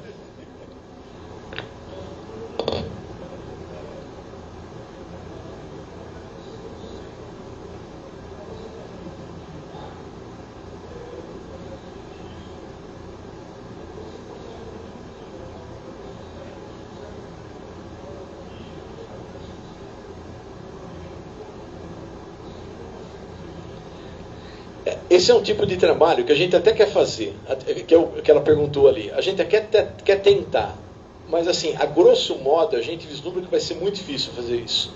Quando é que a gente vai tentar fazer isso? Quando a gente tiver um N de 2000, por exemplo, que a gente possa ensinar o sistema, sabe, de maneira bem confiável, que é para ver se a gente consegue... Por isso que hoje a gente está trabalhando, quando eu vim aqui da primeira palestra, a gente trabalhava com 27 substâncias, lembra disso antes? Hoje nós estamos trabalhando com as 2.500, por quê? A gente não quer jogar informação nenhuma, que é para ver se consegue chegar a esse nível de detalhamento. Talvez a gente consiga enxergar uma substância específica ali que caracterize um tipo de câncer, mas eu sinceramente já estou muito satisfeito com o que está aí, sabe? Acho que o que está aí já ajuda muito, vai ajudar muito as pessoas. Nós temos alguns casos, vou citar um aqui, da esposa de um médico que trabalha com a gente. Essa esposa desse médico a gente nunca tinha se conhecido antes, mas ele sempre dizia, nossa, minha esposa admira muito o seu trabalho, ela sempre fala de você, mandou um abraço para você, não sei o quê, até que um dia eu tive a oportunidade de conhecê-la pessoalmente. E ela veio, nossa, professor, que trabalho maravilhoso que o senhor faz, eu quero ser voluntária. Ela é muito saudável, uma pessoa que se cuida, alimentação regrada, faz exercícios, não é gorda, é magra, sabe, tudo certinho. Você olha assim para a pessoa e fala, vai viver até os 180 anos, né? A hora que fizemos a análise, deu positivo. Aí ela deixou de gostar de mim. Por quê? Porque deu positivo numa situação que os exames convencionais e os exames de imagem não conseguiam enxergar ainda o que era. E aí você tem que ficar esperando alguns meses para crescer um pouquinho o tumor, para poder dar... Agora, vocês físicos precisam trabalhar nisso, tá? Essa parte de exames de imagem, eu já estou dando deixa para vocês aqui. Minha próxima palestra, eu quero ver a solução que vocês vão dar para isso, tá?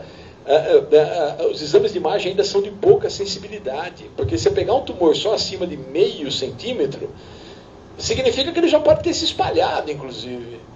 Entenderam? Existe um diagnóstico para câncer que é chamado de biópsia líquida. Vocês já ouviram falar da biópsia líquida? Biópsia líquida, assim, você pega o sangue, filtra ele, e você leva aqui o produto da filtração no microscópio. E as células cancerígenas, elas são maiores, então elas ficam retidas no filtro. E você enxerga aquelas células cancerígenas lá. Era até então o exame mais precoce de câncer que se tinha. Só que tem um problema. Você tem que ter um volume de sangue representativo. Às vezes não é, porque às vezes você pega uma parte do sangue que não tem a célula cancerosa. E qual é o problema? O câncer já está instalado e já está se dispersando numa situação dessa. Já está na corrente sanguínea. É isso que a gente quer detectar? De jeito nenhum. A gente quer detectar ele lá atrás, que é o que a gente está fazendo aqui. Então, nós já desbancamos praticamente a biópsia líquida nesse processo. E que é algo muito bom. Mas, assim, precisa melhorar os exames de imagem para a gente poder ter mais sensibilidade. E aí fica a dica para vocês se embrenharem nessa área, porque é uma área que tem muito campo para isso. Porque a gente pode... assim, aquilo que eu acabei de falar agora. Chegar numa situação de detectar uma coisa que ainda nem dá para enxergar onde está. Sabe?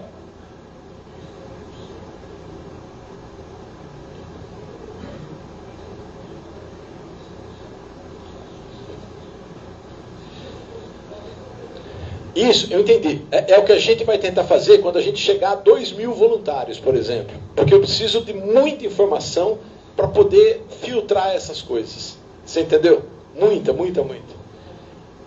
Não sei, mas eu também não espero que... Se não acontecer também não vou ficar triste, não, sabe? Acho que já tá num patamar muito bom já.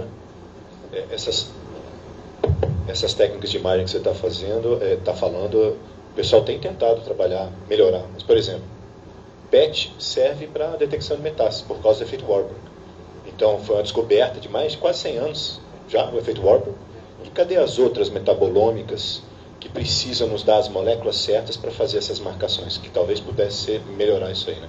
Então, precisa do conhecimento, precisa começar a conversar entre áreas, né? Porque o efeito Warburg foi que revolucionou. A gente só usa o PET porque o efeito Warburg funciona, por causa do processo de glicólise, do jeito que você estava comentando. Perguntas, pessoal? Renato?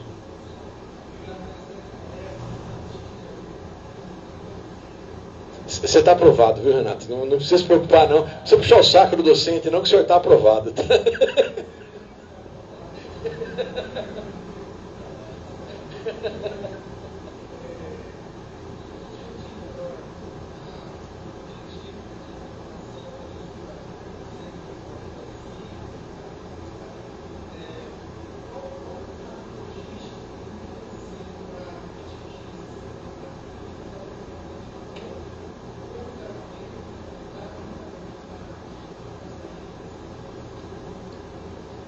Eu pensei já no vaquinha.com.br, eu pensei no... Enfim, realmente hoje não tem financiamento para absolutamente nada. Mas é o que eu digo, quando a gente juntar essas universidades, vamos dizer que minha expectativa é juntar umas 50 universidades logo de cara. Porque eu sei que essa infraestrutura que é necessária, muitas delas têm.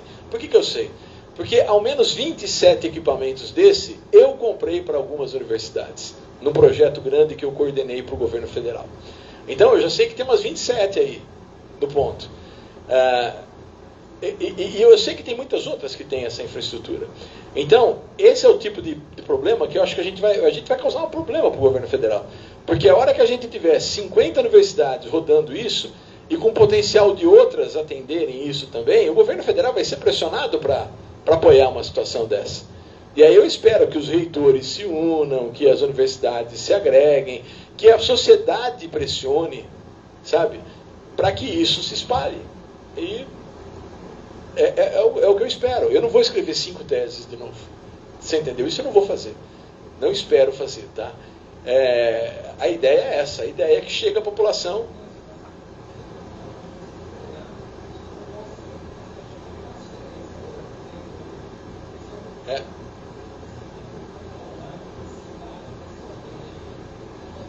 Nós vamos chamar o pessoal aqui para Goiânia. Eles vão ter que financiar a vida deles para cá, mas acho que isso é uma coisa tranquila, né? A gente vai fazer uma parte do treinamento aqui em loco, para eles entenderem todo o processo, e uma parte a gente vai fazer online mesmo, porque é possível, dá para fazer. Agora, o que vai ser feito nessas universidades? Eles vão fazer a coleta do material, vão fazer análise química, mas aí eles vão pegar o arquivo gerado pela análise química e vão nos enviar. Aqui vai ser o centro de dados. A base de dados do serumenograma vai ser aqui. Porque nós já temos uma base de 1.000 e tantos voluntários. Então tem que usar a nossa base. E nós vamos agregando a nossa base. O que a gente quer só é o fortalecimento da nossa base de dados. É isso. Tá? Com isso a gente vai chegar, sei lá, 10.000, 20.000. E aí talvez a gente venha compreender diferenças entre os tipos específicos de câncer. É possível? É possível se a gente estiver detectando alguma substância característica daquele tipo de câncer, sem estar levando em conta aquelas do metabolismo das glândulas seruminosas. Aí é possível. Mas eu não sei se vai ter isso. Sinceramente, eu não sei. Não é uma coisa que eu consiga responder agora. Estaria chutando. Tá?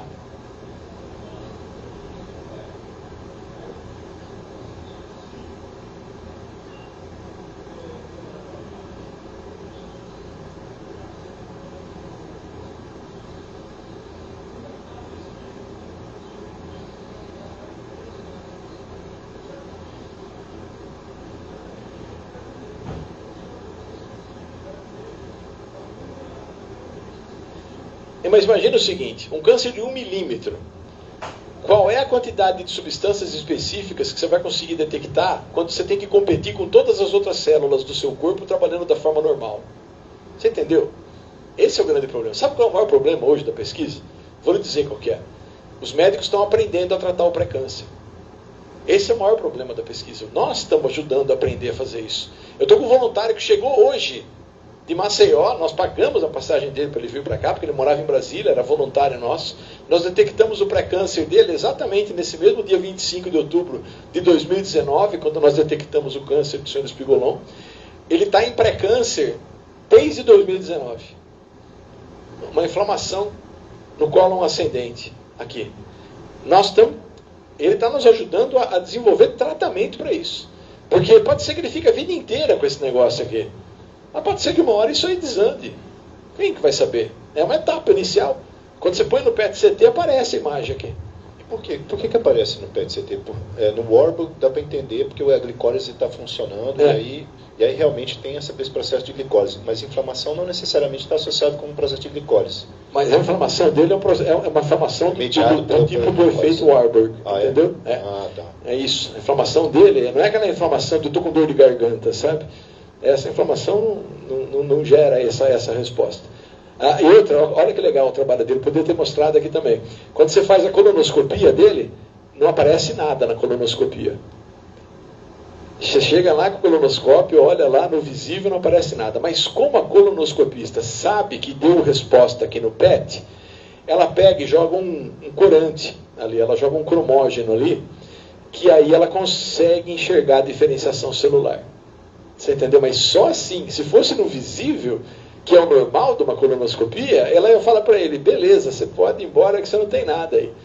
E dentro dele ali tem um processo de inflamação hipermetabólica, que ela não enxerga no visível, entendeu? Então são as coisas que a gente está detectando antes dos exames de imagem, antes dos exames bioquímicos. Então é isso, é o que os médicos falam hoje, é uma verdadeira revolução na oncologia. Não estou vendo, né? Tá tranquilo. É uma verdadeira revolução no diagnóstico oncológico que nós estamos proporcionando. A gente espera que isso venha ajudar a salvar muitas pessoas. E aí a gente diminua essa sofrência que é o câncer, né? Isso sim é sofrimento. Prova de física não é sofrimento. Música da Marília Mendonça não é sofrimento. Tá na boca de um buraco negro, até para o observador externo não é sofrimento. Não é? Porque o cara vai desaparecer só, não é verdade? Sofrimento é você ter um diagnóstico de câncer. Eu sei, porque eu fui diagnosticado. E aí eu acho assim, acho que foi uma das melhores coisas que aconteceu. Porque eu fui entender do que eu estava trabalhando. Até então eu não entendia. Até então eu via aquele pessoal sofrendo. E teve um caso bem legal, que foi uma pessoa que estava já em tratamento paliativo, né? E cabe a mim ficar explicando para eles o que é o projeto, né? E ele tomando já morfina para dor, câncer ósseo, já estava tomado, né? E foi muito legal porque, assim, por que foi muito legal? Porque eu expliquei o projeto para ele, uma pessoa bem esclarecida, né? Aí ele olhou para mim e falou assim, muito obrigado, né? Eu falei, mas como muito obrigado? Eu que tenho que agradecer o senhor, né? O senhor vai participar, o senhor está aí com dor aí, né? Está numa situação horrível, né? E o senhor está se predispondo a participar do projeto, né? Ele falou assim, não, a minha maior dor era que não tinha sentido para essa doença. E agora eu tenho. Agora eu vou ser um pontinho lá no seu modelo e eu vou ajudar os outros a não ter câncer. Agora eu posso morrer em paz. Ah, quando você escuta essas coisas, cara, você fala assim, pô, eu estou entendendo essa doença. Não tá. Você só entende o dia que você recebe um diagnóstico que nem eu recebi. Aí você entende, foram os piores dias da minha vida. Isso eu posso garantir para vocês. E eu passei alguns poucos meses. E eu ainda estou em tratamento, né? Daqui a 2 meses eu estou fazendo iodoterapia. para olhar tudo, mas segundo o médico, o meu prognóstico é muito bom, quer dizer, as chances de cura são muito boas, porque detectou no primeiro estágio do câncer. E ele fala assim, o seu celumenograma está mostrando que você está voltando, né? Então o prognóstico é muito bom. Eu falei, eu espero que seja. Então é isso, tá? Eu acho que eu precisava experimentar isso. Depois que você experimenta isso, o resto, dinheiro não vale nada, prêmio não vale nada. Não, o que vale é você colocar isso à disposição da população. É assim que a gente está aqui, né? Com o suor, com o imposto que cada um lá fora paga. E a gente tem que dar isso de volta para a população. É o que a gente espera fazer. Fantástico. Perguntas?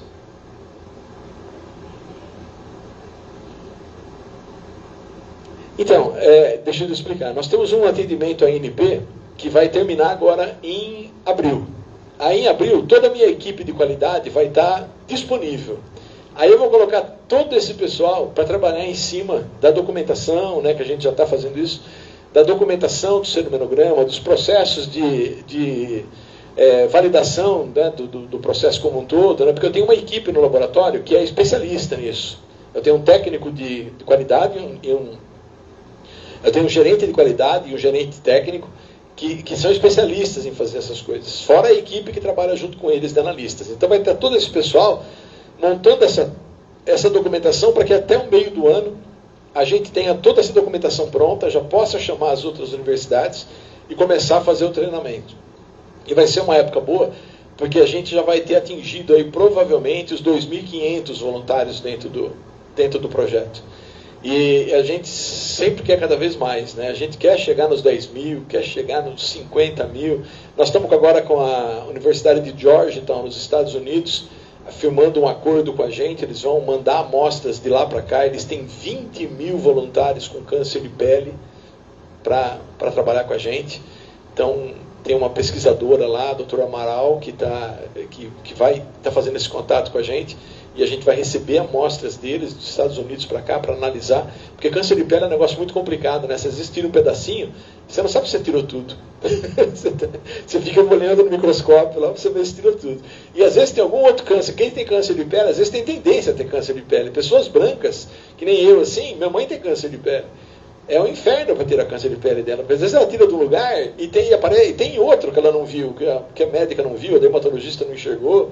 Às vezes está escondido, está no couro cabeludo aqui escondido, você não enxerga direito. Então, eles querem saber se o tratamento que eles estão dando para os pacientes deles teve efeito ou não, se continua dando positivo ou não no celumenograma.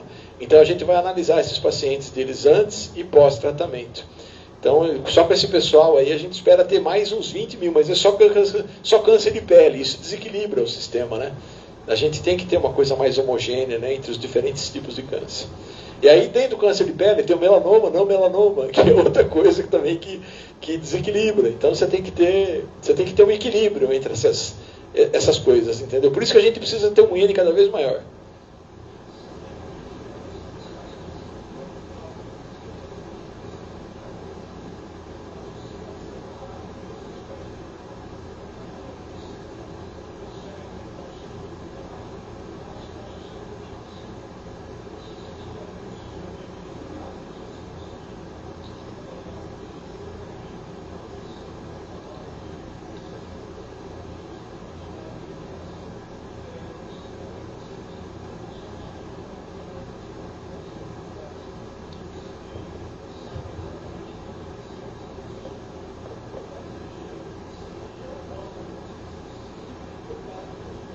Obrigado pela propaganda. Por favor, entre no site do LAMES, lames.quimica.fg.br.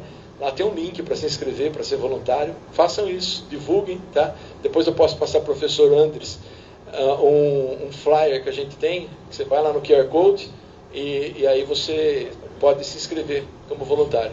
Passa para a gente que a gente divulga, inclusive, nas páginas nossas, né? Agradeço muito. Incentivo, pessoal. Obrigado, professor. Obrigado. Pessoal, a gente conseguiu passar 30 minutos do padrão. Vamos para a última perguntinha. Vai lá, Giovanni. Sim.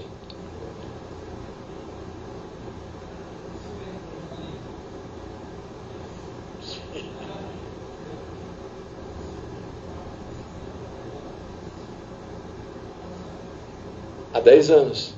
Há 10 anos. Eu vou te contar a história. Em 2000 e... Tá.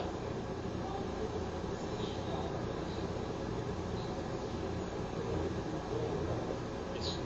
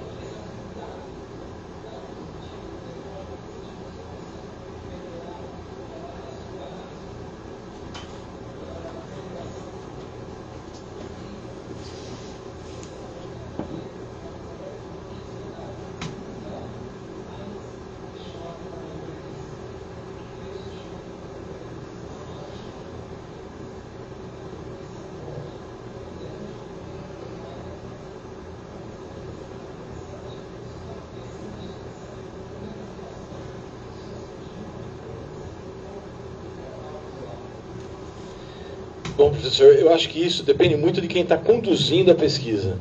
Vou ser bem sincero. Eu sou um cara muito chato. Quando eu quero um negócio, eu vou atrás. Quer ver eu ir atrás? Fala não para mim. Fala não vai dar certo.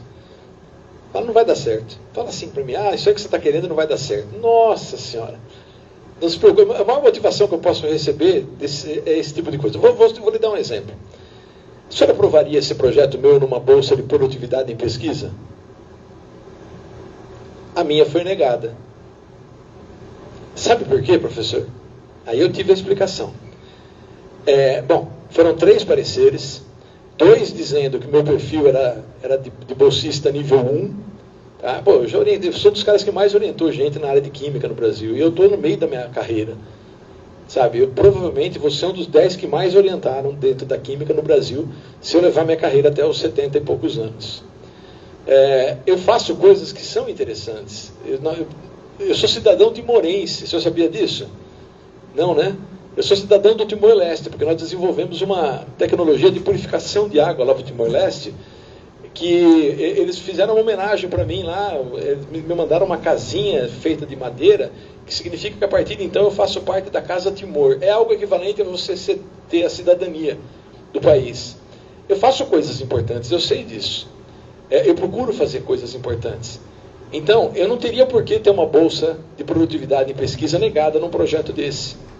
Por conta de um projeto desse, nós somos chamados para Cambridge, porque pessoas muito importantes na área científica, incluindo um prêmio Nobel, estariam lá num evento e o pessoal queria conhecer o que a gente tinha feito. A gente foi lá conversar. Foi lá, o João Marcos foi junto comigo, tinha gente lá que informalmente perguntou pra gente. Eu tenho um Twitter que eu não uso para nada. Quando o artigo nosso saiu, um monte de editor da Nature começou a me seguir. Nunca imaginei que um editor da Nature fosse me seguir no Twitter. Eu só abri o Twitter para ver se o Corinthians tinha contratado alguém, ou se tinha sido rebaixado já, entendeu? Então, assim, eu sei que o trabalho que a gente faz é importante. Eu sei que ele pode ter um retorno enorme para a sociedade. Fazer entrevistas eu faço questão de fazer. Porque eu acho que a gente que faz pesquisa, que faz ciência boa, bonita, que enche os olhos da sociedade, e a gente tem esse exemplo, o professor Andres tem esse exemplo, que a gente tem que divulgar isso. A gente não é só o pessoal da festa de pelado, né? Eu nunca participei de nenhuma, né? Mas enfim, dizem que tem, né? Da droga, da síntese de droga. A gente não é esse pessoal, sabe? A gente tem o que levar para a comunidade. O que eu acho que falta nesse país é uma conexão entre o que é desenvolvido na universidade e o que é aplicado lá fora. O Ministério da Ciência e Tecnologia, para mim, do jeito que está aí, não vale nada. Não vale nada, porque ele não faz a conexão. Ele só dá o dinheiro ali, não te cobra nada, não te cobra um relatório bem feito, não te cobra um produto. Alguém aqui já foi cobrado? Ninguém foi cobrado de nada, sabe? Você só é cobrado se você tem um inimigo lá avaliando aquilo que você submeteu. Aí você é cobrado, enche o saco, não sei o quê. É a síndrome do balde de caranguejo, né? O senhor conhece a síndrome do balde de caranguejo? Diga que o senhor for para a praia, pega um balde, coloca caranguejos dentro e vai enchendo ele de caranguejos até o caranguejo que tiver de cima, ele conseguir colocar a garra dele no balde para sair do balde, para puxar e sair do balde. Sabe o que acontece com esse caranguejo? Os outros que estão lá embaixo se agarram a ele e não deixam ele sair. O Brasil é assim, é a síndrome do balde de caranguejo, sabe? Mas eu vou lhe dizer, eu não espero premiação nenhuma com isso, eu não espero retorno econômico com isso. Eu espero um retorno à sociedade. É isso que eu espero. É isso. Não, nenhum. Eu já tive um retorno pessoal. E em 2019, quando eu estive aqui, nós tivemos um grupo de investimento lá dentro do nosso laboratório, que é um grupo que está sediado em Boston, com uma proposta de transferência de tecnologia que era eu assinar o valor que eu quisesse. Não, assina o valor que o senhor quiser aí. Só que a partir de agora, a tecnologia que o senhor desenvolveu é nossa. O senhor vai ensinar tudo para a gente, nós é que vamos fazer, o senhor não vai poder fazer mais aqui. Ninguém vai mais poder fazer. O senhor está transferindo para a gente os direitos disso daqui. Pode pôr o valor que o senhor quiser. O que eu ganhei não assinando? Se eu tivesse assinado, eu não poderia ter feito isso. Você entendeu? Talvez isso aqui caminhasse para uma metástase, como caminhou para minha irmã. A minha irmã mais nova acabou de ser operada de tireoide com metástase no pescoço. Talvez eu fosse para esse mesmo lado, entendeu?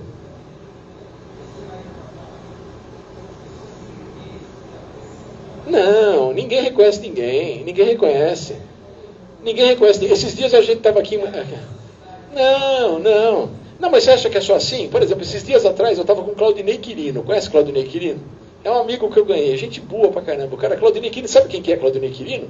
Não, corredor. Ele garantiu uma medalha de prata pra gente no 4x100 nas Olimpíadas. O cara, ele é um urso. Ele é desse tamanho. Ele é forte que nunca... Entre ele e um cavalo de raça, ele é mais forte que o cavalo de raça. Ele é muito... Sabe aqueles caras musculosos, assim, que já chama atenção só pelo fato de ser... Ele é um cara que ele não é facilmente reconhecido. E é um ícone do esporte. É um cara que a gente tinha que pegar, todo mundo tinha que passar perto dele e fazer assim. Eu tive esses dias aqui no aeroporto, voltando de um congresso de Campos do Jordão. Encontrei um cara que se chama Dante Amaral. Quem sabe aqui quem é Dante Amaral? Só você sabe? Só você? Só vocês dois? Dante Amaral é um baita do jogador de vôlei que é goiano, mora aqui em Tumbiara.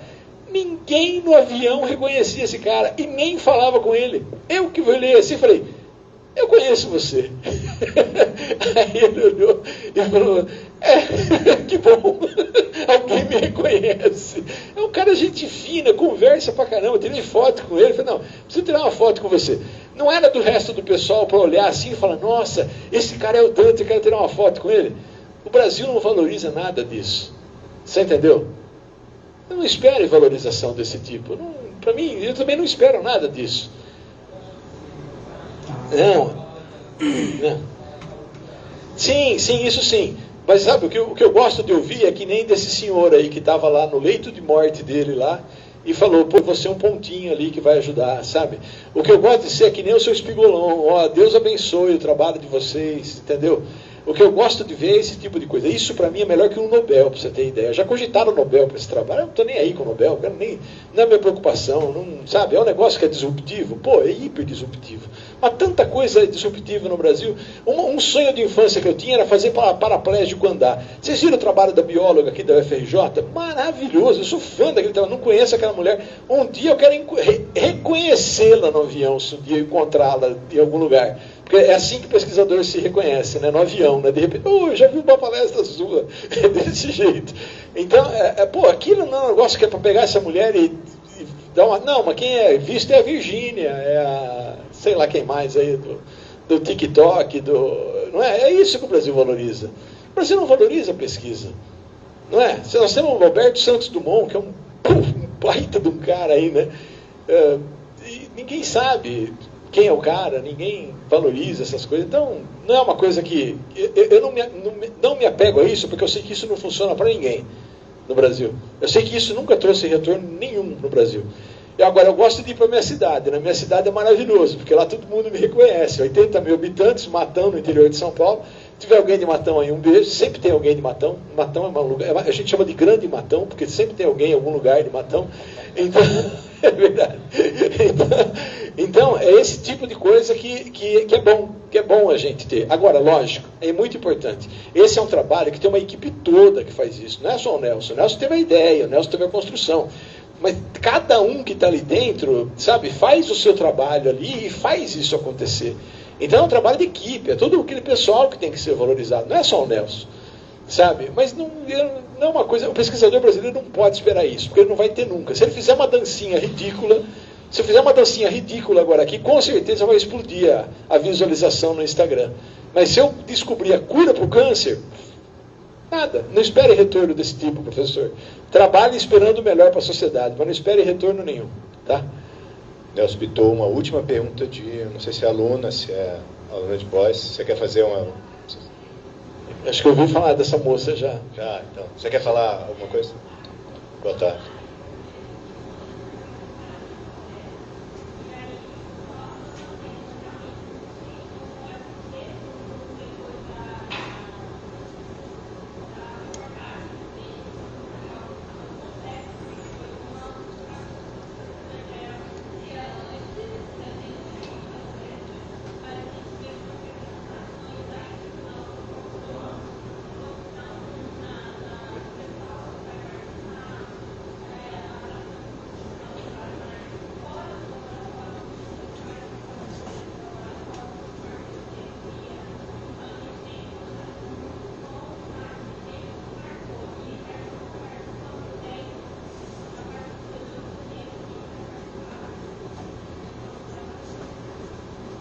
Marileide é uma das coletoras, ela é enfermeira formada aqui pela FEM, é aluna nossa aqui da UFG, está trabalhando com a gente das 8 às 18, né, Marileide? Tirando da meio-dia às 14. E ela e a Yane está aí? Não está? E ele foi lá coletar, né? Tem que ter alguém coletando lá, que senão elas fazem a coleta aqui no Lambes, aqui do lado nosso, aqui, é só ir lá no Lambes para fazer a coleta. Elas vão receber vocês lá, fazer a coleta. É todo esse pessoal que faz o projeto Cerume, é todo esse pessoal que faz essa construção de sucesso que a gente está tendo. Então, o resultado bom começa lá com ela ali, ó. Ela tem que saber diferenciar entre coletar uma escamação e coletar uma cera de ouvido, por exemplo. E ela é treinada para isso. Ela passou por um treinamento para chegar nisso. E o que a gente quer fazer é treinar muita gente no país para poder alavancar isso. Tá? Tem que ser muito rápido, pessoal. Vai lá.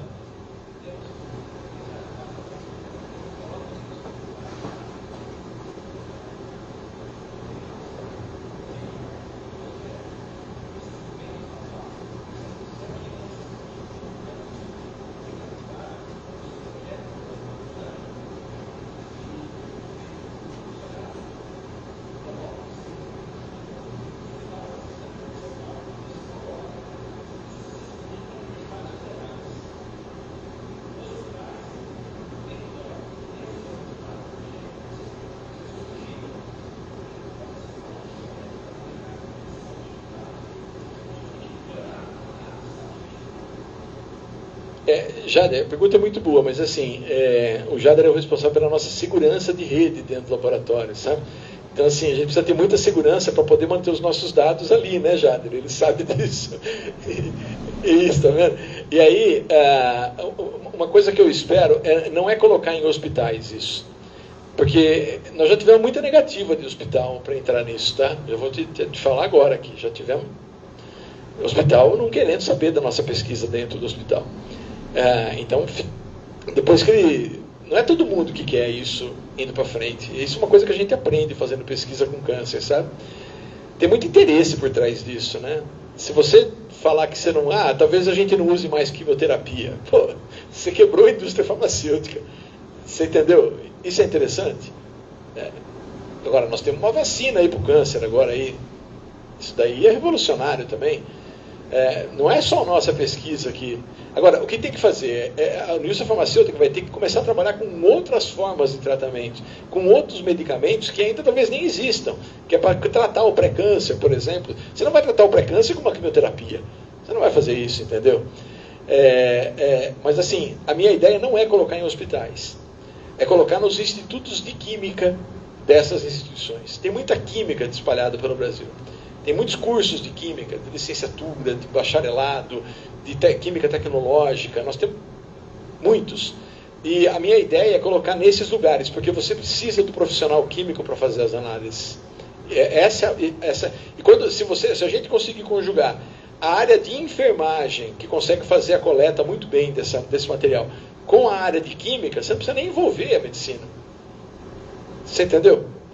Se você tiver a medicina próxima, é melhor, muito melhor. Nós temos a doutora Camila, que nos ajuda, a doutora Patrícia, que são fantásticas. Mas para a parte inicial, que é coleta e análise, você precisa de uma enfermeira e de um profissional da área química.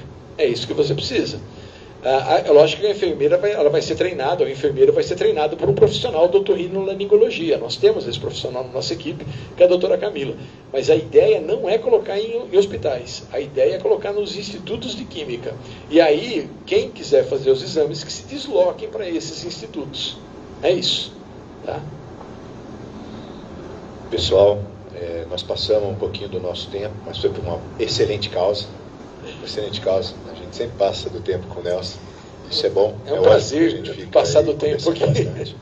Então, em nome de toda a equipe do